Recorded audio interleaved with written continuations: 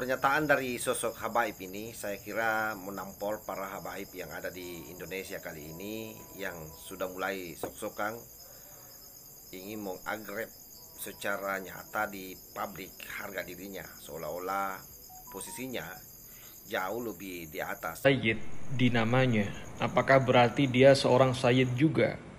Bukan, belum tentu.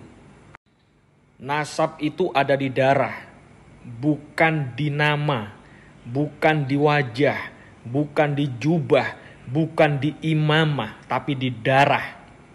Dan itu harus dikuatkan dengan bukti pengakuan, bukti keabsahan sebuah nasab. Keabsahan ya, sekali lagi, bukti isbat ya. Silsilahnya dia sudah diisbat apa belum? Dan yang mengeluarkan adalah nakobah. Nakobah As-Sadatul Ashraf, sebuah lembaga yang mengeluarkan, mengabsahkan bahwa dia seorang zuriyah Rasul. Nakobah apa? Nakobah di mana? Nakobah tempat leluhur dia berasal. Dari mana? Jadi kalau ada orang ngaku-ngaku zuriyah Nabi, zuriyah Rasul, tanya leluhurnya diakuin gak di negara asalnya? Dia datang dari mana? Tanya. Dan yang paling mudah untuk mengidentifikasi kedekatan seseorang dengan Rasul itu dilihat dari akhlaknya, adabnya ya. Karena buah kalau jatuh tidak jauh dari pohonnya. Kalau ada orang ngaku zuriyah Rasul, zuriyah Nabi, tapi akhlaknya jauh dengan Nabi, itu patut diragukan, itu patut dipertanyakan. Karena baginda Nabi nggak suka yang kayak gini. Walaupun keturunannya Nabi nggak suka. Ini sebuah fitnah yang besar bagi beliau. Yang waras tidak boleh mengalah terhadap mereka para pencuri agama yang menjadikan agama sebagai alat politik. Assalamualaikum warahmatullahi wabarakatuh. Om Swastiastu, Namo Buddhaya, salam kebajikan. Sahabat-sahabat Tulang Sembilan yang saya hormati dimanapun juga berada, pada malam hari ini kita masih membahas seputar habaib pun apa ini lagi trending.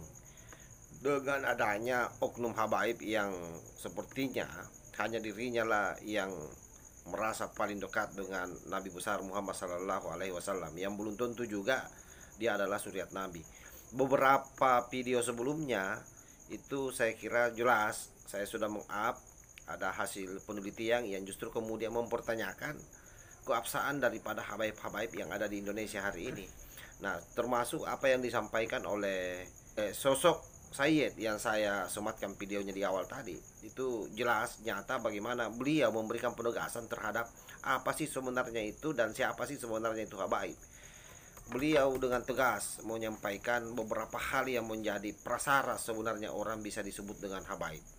Nah, saya kira dengan penjelasan ini konkret, jadi tidak perlu terlalu rumit memahaminya. Kalau tidak bisa dibuktikan dengan nasab, saya kira itu keabsahannya dipertanyakan. Dan menurut beliau yang paling sederhana adalah seperti yang saya sampaikan tadi, lihat bagaimana adab istiadatnya, lihat bagaimana etikanya, apakah dia beretika atau tidak. Itu hal yang paling sederhana katanya, melacak bahwa dia adalah suriat Nabi.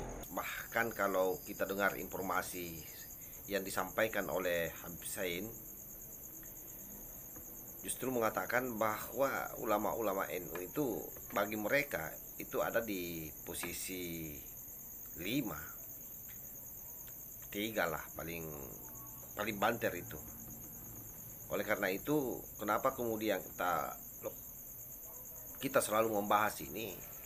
Setidaknya ini memberikan warning kepada mereka para imigran dari Yaman ini yang sosoknya menjadi habaib di Indonesia.